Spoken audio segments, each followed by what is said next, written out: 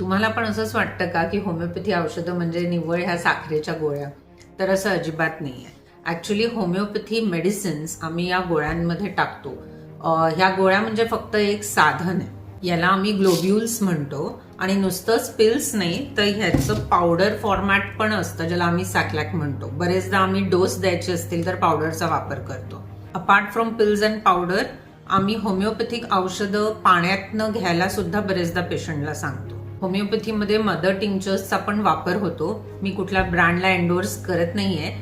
Mother tinctures म्हणजे अर्क, म्हणजे थोडक्यात स्ट्रॉंग डिकॉक्शन असतं.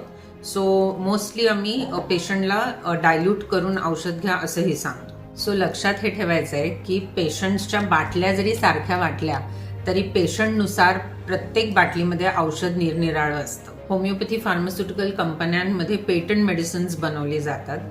12 क्षार ज्याला आम्ही बायोकेमिक मेडिसिन्स म्हणतो हे पिल फॉर्मॅटमध्ये नसून टॅबलेट फॉर्मॅटमध्ये असतात.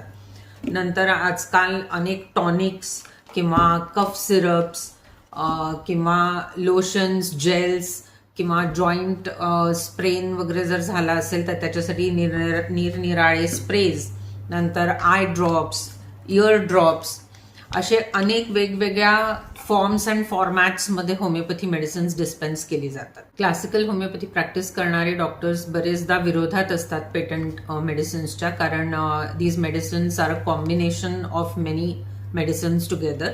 बट स्टील काही सिच्युएशन्समध्ये they do work very well. So next time homeopathy औषधं घेताना नक्की लक्षात ठेवा की homeopathy is not just about pills, but homeopathic medicines can be dispensed in various forms and formats. आणि या सगळ्या मीडियममध्ये मेन इन्ग्रेडियंट की जे तुम्हाला हील करायला मदत करतं दॅट इज होमिओपॅथिक मेडिसिन.